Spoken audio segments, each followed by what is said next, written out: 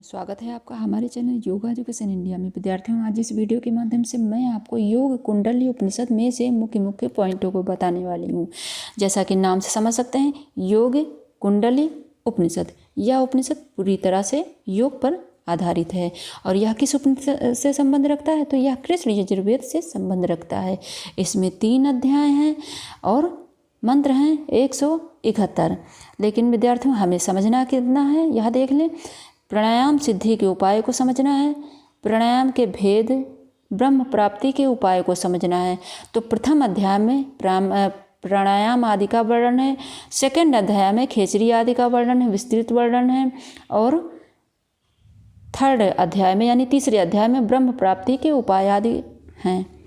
तो चलिए समझते हैं कितना हमें समझना है। प्राणायाम सिद्धि के उपाय, प्राणायाम के भेद, ब्रह्म प्राप्ति के उपाय को ही समझना है। तो चलिए ध्यान से समझना। विद्यार्थियों, मैं यह वीडियो नेट के सिलेबस के अनुसार ही बना रही हूँ, लेकिन MA, BA, YCB आदि सभी में यह वीडियो काम आने वाला है। तो ध्यान से समझना और हमें उतना ही समझना जितना सिलेबस में है। वैसे तो हम पूरा जो है उपनिषद पढ़ सकते हैं नॉलेज के लिए, कि उपनिषद हमें पढ़ना भी चाहिए हमें, क्योंकि संपूर्ण नॉलेज हमें मिलती है उपनिषदों के माध्यम से। क्योंकि वेद कठिन होते हैं ना, वेद को समझना कठिन है, तो हमें वेद को समझना है तो उपनिषद को अगर हम पढ़ लेंगे, उपनिषद के ही नॉलेज ग्रहण कर लेंगे, तब भी हमें काफ़ी नॉलेज हो जाएगा। तो हमें क्या समझना है? योग कुंडली उपनिषद में से प्राणायाम सिद्धि के उपाय को समझना है। तो चलिए सबसे पहले यह देखें 2 पॉइंटों में। चित्त के मूल हेतु, हेतु मतलब कारण। चित्त का मूल कारण क्या है? जो यह चंचल रहता है, चित्त यानी स्थिर नहीं रहता है, सामान्य भाषा में समझें तो। किन कारणों से? एक है कर्म वासना, यानी जो संस्कार में जमा रहते हैं, दूसरा प्राण है। तो इसमें इन दोनों पॉइंटों को याद करना। यानी चित्त के मूल हेतु हैं कर्म वासना और प्राण। यानी चित्त की चंचलता के मुख्य 2 कारण क्या हैं? वासना और पूर्व संचरित जो संचित रहते हैं संस्कार, वह सब। चलिए अब इसको ध्यान से समझें। ये 2 पॉइंट आपने नोट कर लिया होगा। अब इन दोनों में से ध्यान देना, क्या बताया गया है? इन दोनों में से एक का भी नाश अथवा वशीभूत हो जाने पर, ध्यान देना, इन दोनों में से एक का भी नाश अथवा वशीभूत हो जाने पर दूसरे का भी वशीकार अथवा विजय प्राप्त स्वतः हो जाता है। अगर एक पर आपने कंट्रोल कर लिया तो दूसरा स्वतः ही अपने आप कंट्रोलित हो जाता है। वासना और प्राण में से सुविधा और सरलता की दृष्टि से, यानी वासना और प्राण में से, प्राण यानी वायुजय में से, या प्राणवायु कह सकते हैं इसको, या प्राणायाम कह सकते हैं। वासना और प्राण में से सुविधा और सरलता की दृष्टि से पहले प्राणों पर ही विजय प्राप्त करनी चाहिए, इसमें बताया गया है। तो चलिए आगे समझते हैं। प्राणों पर विजय के लिए 3 उपाय बताए गए हैं। वे कौन कौन से हैं? किस प्रकार से विजय करना है? सरलता के लिए प्राणों पर सबसे पहले विजय प्राप्त करनी है ना। तो प्राणों पर विजय प्राप्त कर लेंगे तो जो ये संस्कार हैं स्वतः ही नष्ट हो जाएंगे, इनका नाश हो जाएगा। ऐसा योग कुंडली उपनिषद में बताया गया है। तो इनके 3 उपाय कौन कौन से हैं? मिताहार, आसन, शकचालनी मुद्रा। शकचालनी मुद्रा आप जानते होंगे। उसी तरह इसका ये यानी जिस प्रकार मुद्राओं में मैंने समझा रखा है, शकचालन मुद्रा यानी शक्ति समझ सकते हैं, कुंडलनी, इसको आप कुंडलनी भी कह सकते हैं। यानी शक्ति किसे कहा गया है? कुंडलनी को शक्ति कहा गया है ना। तो इसका विस्तृत मैंने वर्णन हठ प्रदीप का और ये जो है घृण संहिता आदि में विस्तृत वर्णन किया है, आप उसमें समझ सकते हैं। यहाँ मैंने मुख्य पॉइंटों को ही रखा है। 3 उपाय, मिताहार, आसन, शकचालनी। तो सबसे पहले मिताहार को समझते हैं। इसमें क्या बताया गया है? घृण संहिता, हठ योग जो है, हठ योग ग्रंथों में भी बताया गया है मिताहार आदि वगैरह, सब लगभग सभी जो है ग्रंथों में बताया गया है। लेकिन यहाँ ध्यान दें, योग कुंडली उपनिषद के अनुसार क्या बताया गया है? पूर्ण स्निग्ध यानी घृत आदि रहित और दूध, फलों के रस आदि से युक्त, मधुर, स्वादिष्ट तथा किस प्रकार से? पूर्ण स्निग्ध, घृत, दूध, फलों के रस आदि से युक्त, मधुर और स्वादिष्ट भोजन होना चाहिए। और कैसा नहीं होना चाहिए? कड़वा, कसेला, खट्टा, चटपटा, स्वाद से रहित भोजन नहीं होना चाहिए। भोजन को कितना लेना चाहिए? चतुर्थ भाग, यानी 3 भाग भोजन लेना है।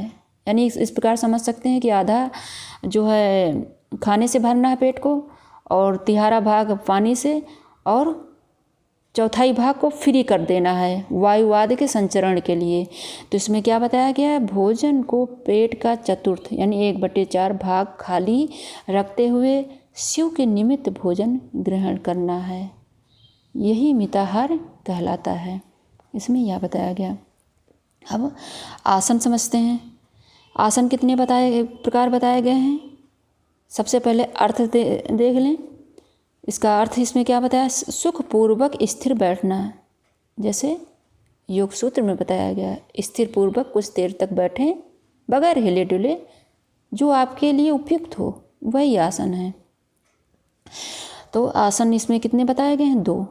पद्मासन, वज्रासन। पद्मासन और वज्रासन। अब शक्ति चालन समझें। कुंडली शक्ति को निज स्थान से, निज स्थान कहाँ है? नीचे से। कुंडली शक्ति को निज स्थान से भ्रू मध्य तक संचालन करना चाहिए, यानी भौहें तक नीचे से उठाकर ऊपर तक लाना चाहिए। कुंडली शक्ति को निज स्थान से भ्रू मध्य तक संचालन करना चाहिए। और ये जो है इसमें जो कुंडली शक्ति चालन करेंगे इस प्रकार से, और मुद्राओं को भी तो लगाना इसमें बताया गया है।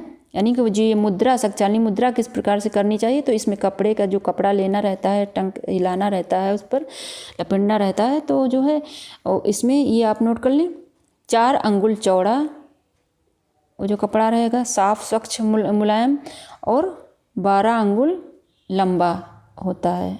ये पॉइंटों में अगर पूछा गया तो ध्यान रखना। और कुंडली शक्ति चलाने के 2 साधन, वो कौन से? सरस्वती चालन और प्राणायाम। इसमें यह बताया गया सरस्वती चालन और प्राणायाम, यानी कुंडली शक्ति चलाने के कितने साधन हैं? तो 2। एक हो गया सरस्वती चालन, दूसरा हो गया प्राणायाम। अब प्राणायाम के भेद ध्यान दें, क्योंकि यही सब पॉइंटों में पूछा जाएगा, क्योंकि पॉइंटों में ही तो पूछा जाता है ज़्यादातर। तो प्राणायाम के भेद 2 प्रकार से।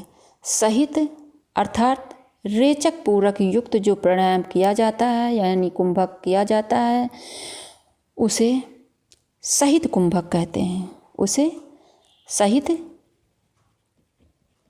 कुंभक कहते हैं। और केवल कुंभक किसे कहते हैं? जिसमें जो स्वतः हो जाए, यानी बगैर प्रयास से, जिसमें प्रयास ना किया जाए कुंभक आदि का, और स्वतः हो जाए, उसे केवल कुंभक कहते हैं। तो सहित कुंभक, केवल कुंभक, प्राणायाम के 2 भेद, सहित कुंभक, केवल कुंभक। अब सहित कुंभक को समझ लें।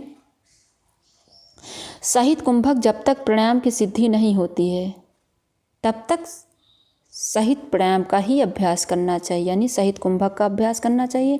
और सहित कुंभक के भेद कितने हैं? पहले प्राणायाम के 2 भेद बताए गए हैं, 2 प्रकार, सहित और केवल। अब सहित कुंभक में कितने भेद हैं? तो 4 भेद हैं। एक है सूर्य भेदी, दूसरा है उज्जयी, तीसरा है शीतली, चौथा है भस्त्रिका। और केवल कुंभक में कोई भेद नहीं है। और ये तब तक करना है जब तक केवल कुंभक की सिद्धि ना हो जाए, तब तक सहित कुंभक का प्राणायाम करना चाहिए, यानी अभ्यास करते रहना चाहिए। अब प्राणायाम का स्थान इसमें बताया गया है, तो यह देख लें। धूल, कंकड़, पत्थर, अग्नि। धूल, कंकड़, पत्थर, अग्नि, जल ना हो।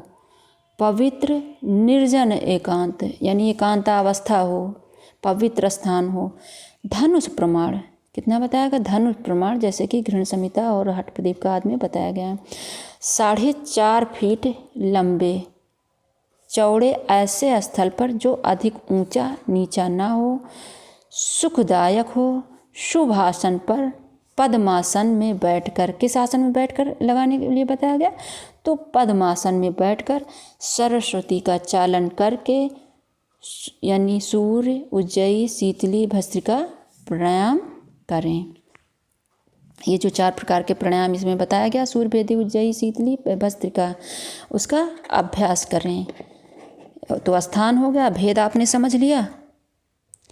अब इसके लाभ मैं नोट करा दूं, क्योंकि भेद तो है लेकिन लाभ भी समझ लेंगे तो आपको आसानी से याद हो जाएगा।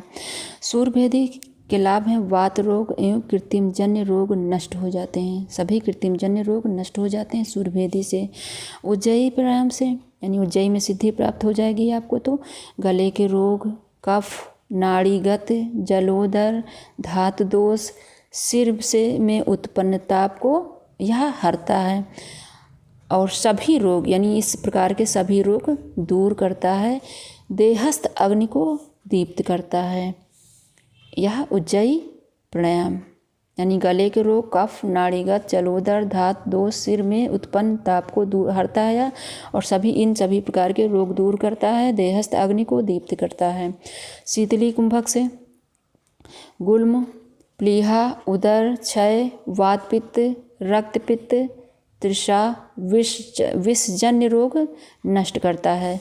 शीतली प्राणायाम गुल्म, प्लीहा, उदर क्षय, वात पित्त, रक्त पित्त, तृषा, विषजन्य रोग नष्ट करता है। और भ्रस्तिका प्राणायाम के क्या लाभ हैं? शरीर की अग्नि प्रदीप करना, कुंडलनी जागृति, जैसा कि सभी ग्रंथों में बताया गया है, भस्त्रिका प्राणायाम से कुंडलनी जागृत होती है। पापों को नष्ट करना, कंठ में उत्पन्न होने वाले दाह को शांत करता है। ब्रह्मरंध्र के अग्रभाग पर स्थित कफ आदि अवरोधों को नष्ट करने वाला, सत्व रज तम से उत्पन्न तीनों ग्रंथ का यह भेदन करता है भस्त्रिका प्राणायाम। अब विघ्न को समझेंगे और इसमें 10 प्रकार के विघ्न बताए गए हैं। वे कौन से हैं या देख लें। विषम आचरण, यानी विषम आचरण रहेगा, शंका आदि रहेगी, प्रमाद रहेगा, आलस रहेगा, अत्यधिक नींद लेंगे, साधना से प्रेम नहीं होगा, भ्रांतियाँ होंगी, विषम वासना में अनुरक्त, अप्रसिद्धि या अनाम, योग तत्व का इस प्रकार से योग तत्व नहीं प्राप्त होता है, योग तत्व का न प्राप्त होना, ये सब विघ्न हैं इसमें। तो अगर एक बार में नहीं समझ में आएगा तो दोबारा वीडियो देख लेना विद्यार्थियों, रिपीट करके। अब चलिए हम समझते हैं ब्रह्म प्राप्ति के उपाय। इसमें आपने क्या क्या समझ लिया। मिताहार, आसन, शक्चालनी के अंतर्गत प्राणायाम के भेद को सहित सहित कुंभक, केवल कुंभक, और फिर प्राणायाम के कितने भेद हैं? 4, सूर्यभेदी, उज्जयी, शीतली, भस्त्रिका, और उनके लाभ समझ लिए हैं आपने। अब आपको समझना है इसमें ब्रह्म प्राप्ति के उपाय को। तो ब्रह्म प्राप्ति के उपाय देख, सबसे पहले यह पॉइंट नोट कर लें, आगे मैं ध्यान से समझाती हूँ। घट का वर्णन किया गया है। घट के मध्य यानी बीच में स्थित दीपक के भांति पिंड के मध्य विद्यमान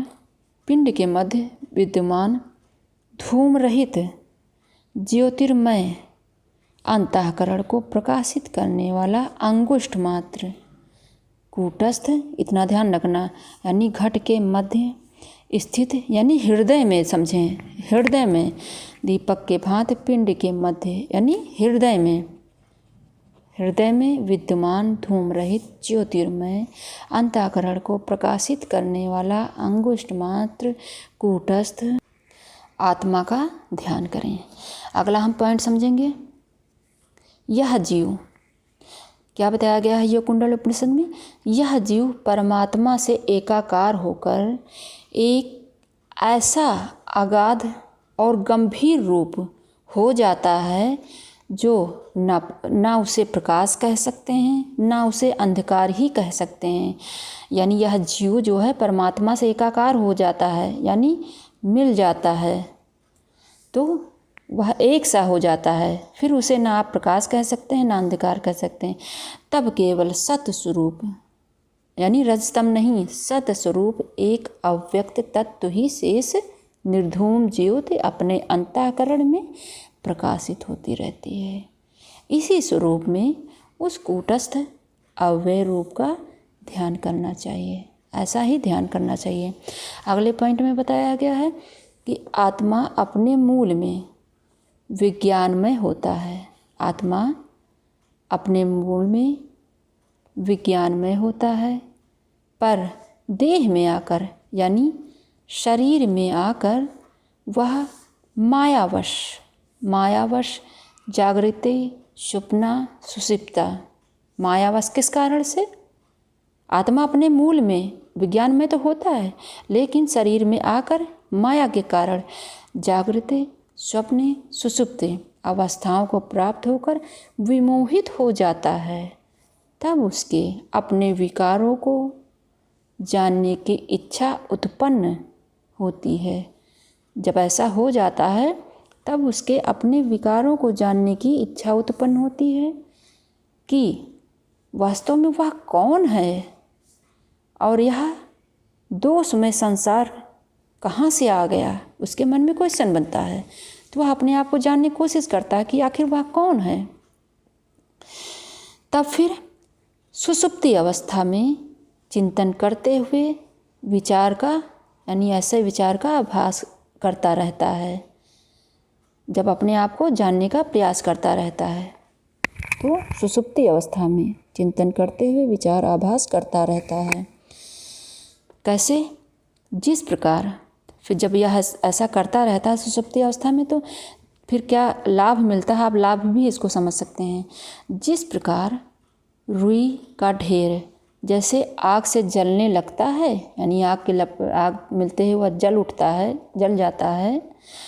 जिस प्रकार रुई का ढेर जैसे आग से जलने लगता है, वैसे ही चिदाभास यानी ज्ञान प्रभाव में यानी चिदाभास के प्रभाव में यानी ज्ञान में पढ़कर सांसारिक ताप से नष्ट हो जाते हैं। सांसारिक जो ये ताप हैं, ये जो दुख हैं विभिन्न प्रकार के, तो नष्ट हो जाते हैं। किसके प्रभाव से? चिदाभास के प्रभाव से ये सभी सांसारिक ताप नष्ट हो जाते हैं जब यह अपने आप को जानने की कोशिश करने में लगा रहता है सुपना अवस्था में यानी सुषुप्ति अवस्था में, कि वह चिंतन करता रहता है, विचार करता रहता है, ऐसा आभास करता रहता है कि वह कौन है, कहाँ से आया है। उस प्रकार से वो कार्य करता रहता है।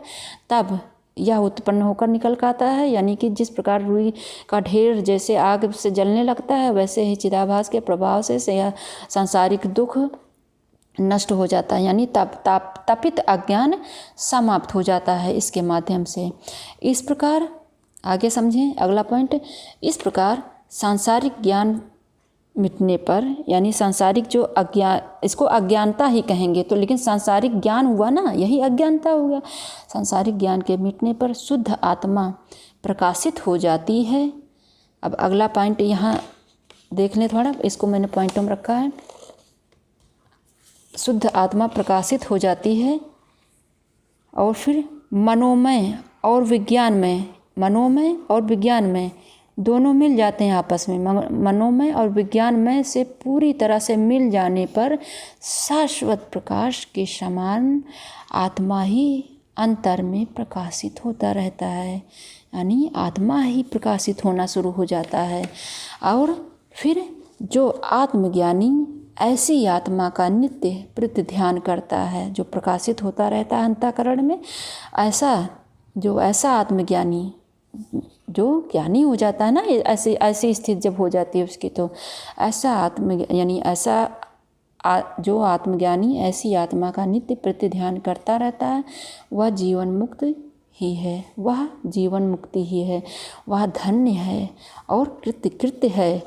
जब उसका अंतिम समय आ जाता है तब वह जीवन मुक्ति से विदेह मुक्ति पद को प्राप्त हो जाता है, यानी ब्रह्म अवस्था को प्राप्त कर लेता है। अगला इम्पॉर्टेंट पॉइंट को समझ लें।